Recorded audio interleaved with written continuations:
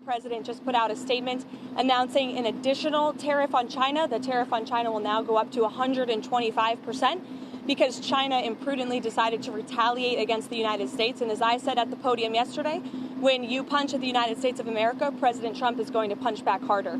In that same vein, we have had more than 75 countries from around the world reach out to President Trump and his team here at the White House to negotiate better trade deals for the American worker. We have been overwhelmed with the amount of requests from countries around the world. I'll let the Secretary speak to that.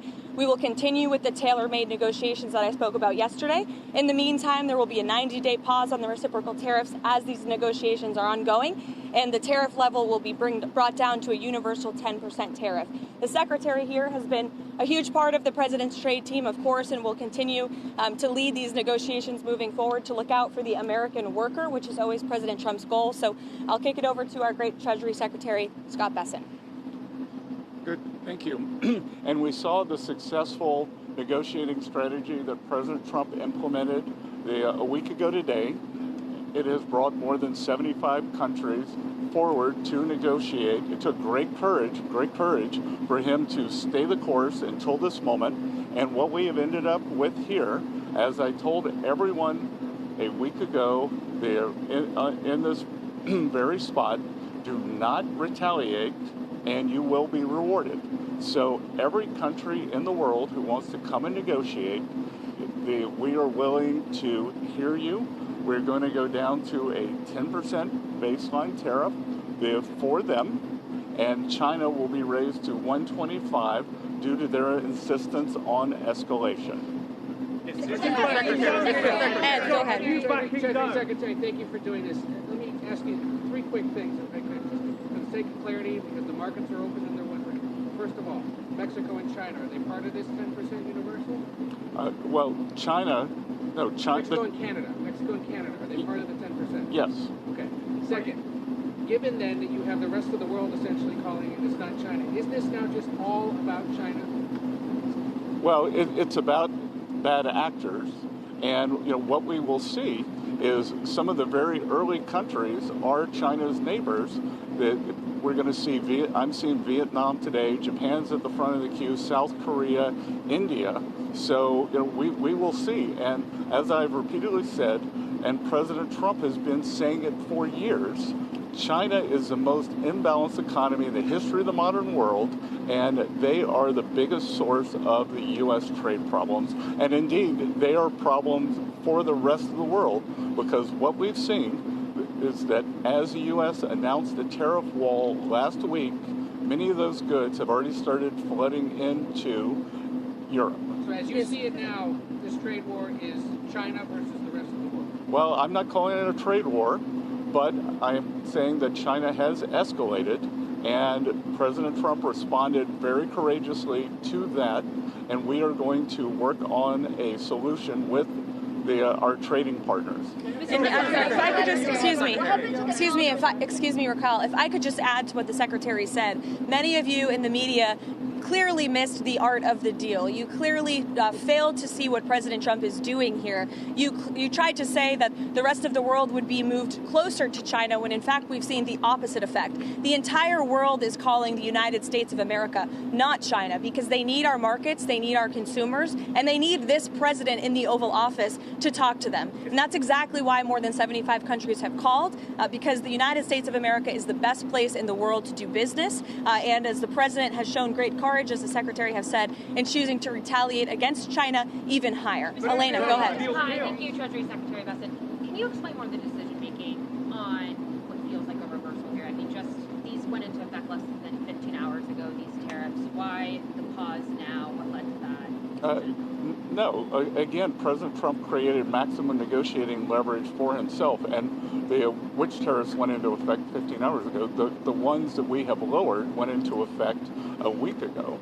They were announced a week ago, and we have just been overwhelmed by the response from mostly our allies who want to come and negotiate in good faith. So we are expecting them to come with their best deal. As I said a week ago today, don't retaliate, hold your ground, let's see what happens. And China, they kept escalating and escalating, and now they have 125% tariffs that will be effective immediately. Mr. Secretary, Go ahead. Mr. Secretary, thanks so much for doing this. The 90-day pause on the reciprocal tariffs, is that because of the whiplash that we've been seeing across the financial markets? How much was, what we saw in the stock markets, a part of this decision? No, it's because it's going to, because of the large number of inbounds, we've had more than 75 countries contact us, and I imagine after today there will be more. So it is just a processing problem. Each one of these solutions is going to be bespoke. It is going to take some time, and President Trump wants to be personally involved. So that's why we're getting the 90-day pause. Mr. Secretary, Mr. Secretary, there was a tweet that you and Secretary Lutnick were in the Oval Office with the President talking about this. Can you talk about what that conversation was like and what you guys said to one another that led to this decision? Look, it's all the President's decision, and the President had a level in mind to raise the China tariffs, and then he had the 3-month pause in mind, and we were discussing the exact wording. Sorry? Of course. It's the president's decision. It's the president's decision. It was the president's decision to wait until today. And again, as I've said in the past, no one creates leverage for himself like President Trump. Mr. Secretary. Shelby, go ahead. Mr. Secretary, what does the president want to see by this, I think it's July 9th deadline to keep things paused? Is it just trade barriers coming down, or is it more than that? These are trade negotiations, but if countries want to come and offer other things, I talked about yesterday that we are thinking about a big LNG project in Alaska that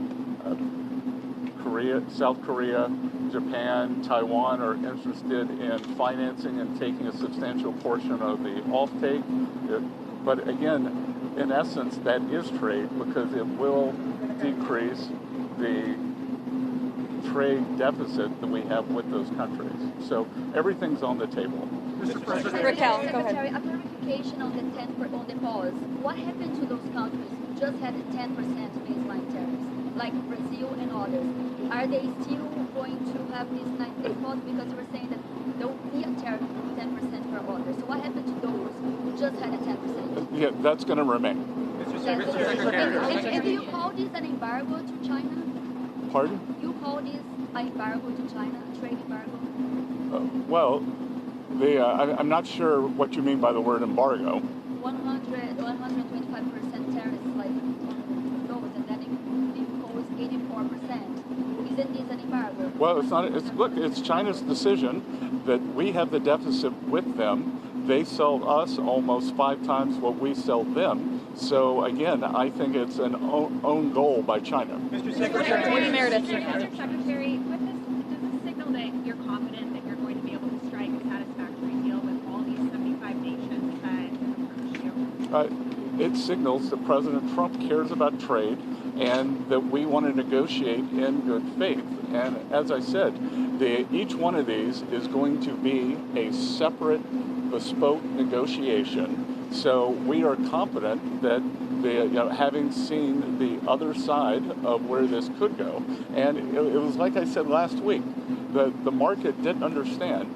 Those were maximum levels. The countries can think about those levels as they come to us to bring down their tariffs, their non-tariff trade barriers. We're going to discuss currency manipulation, subsidy of labor, and industry. Secretary, as far as you, will the pause also apply to the sectoral tariffs that the president has announced, pharma, lumber, anything else? No, it's on the reciprocal. So those will still be coming here soon, right? Mr. Correct. Secretary, as far as the negotiations with the 75 Andrea, go ahead. Mr. Secretary, so I want to ask you about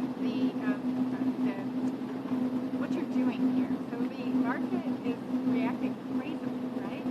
I haven't seen it. Do you think that this move is going to change and calm down the market reaction? What? Do you think the markets have tanked, right? There's been a lot of volatility in the market, not just in terms of stock markets, but also in terms of bonds.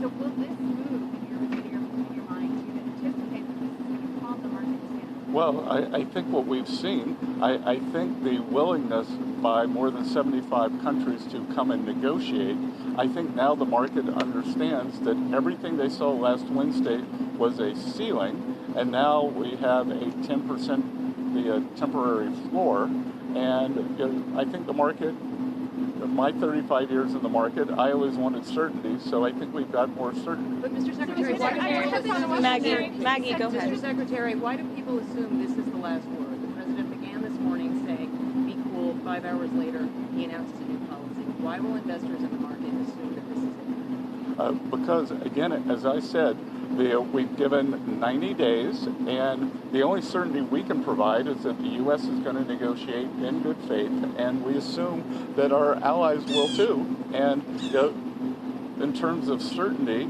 we will see what China does. But what I'm certain of is that what China is doing will affect their economy much more than it will ours, because they have an export-driven, flood the world with cheap export models, and the rest of the world now understands, because when we put up our tariff wall, those exports were already flowing to the rest of the G7 and to the global south. And you think Mr. Secretary, how much of this decision was driven by the bond market cratering overnight? What is happening with bonds? Is China selling their bonds?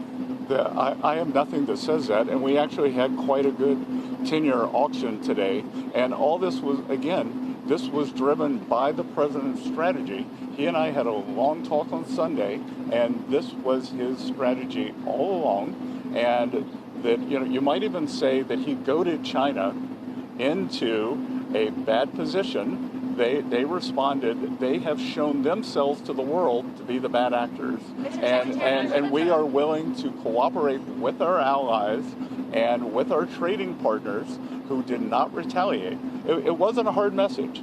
Don't retaliate. Things will turn out well. What's your message to There's Politico articles Mr. saying that Secretary, the countries were getting these called back. negotiations with these 75 countries, how long will that take? Will it be a matter of weeks? Will it be a matter of months? Do you expect financial markets to be stable during that time period? Well, we've started with a 90-day pause, and we will see if more countries turn up, what will happen. But we have a meeting with Vietnam today, and we have one of the largest trade deficits with them, so I'm hoping it will move in a good direction. I was at the Japanese ambassador's house last night for the Cherry Blossom Festival, which is quite festive, and he and I had a good chat. They are going to send a deal team over. So we'll see. These are complicated negotiations. These are imbalances that have taken decades to create. But I think, having seen the maximum level that Donald Trump is willing to go to, President Trump has created this negotiating leverage. Excuse me, everybody. Excuse me. The secretary is obviously a very busy man. As he has said, he's had more than 75 countries that the trade team has to respond to. I'd just like to end with this. For decades, Republicans and Democrats have said that these unfair trade practices are ripping off the American people, are ripping off our country, but nobody has ever done anything to address it. We finally have a president here at the White House who is playing the long game, who is doing what is right for the American worker and our industries here at home, and he has put together a fantastic team in Secretary Bessent, Secretary Lustnick, the entire trade team, who will be focusing on negotiating these good deals to put the American workers first, and we're going to get to work to do that. Thank you. What about the EU? What about the EU? They retaliated this morning. Why aren't they being treated like China?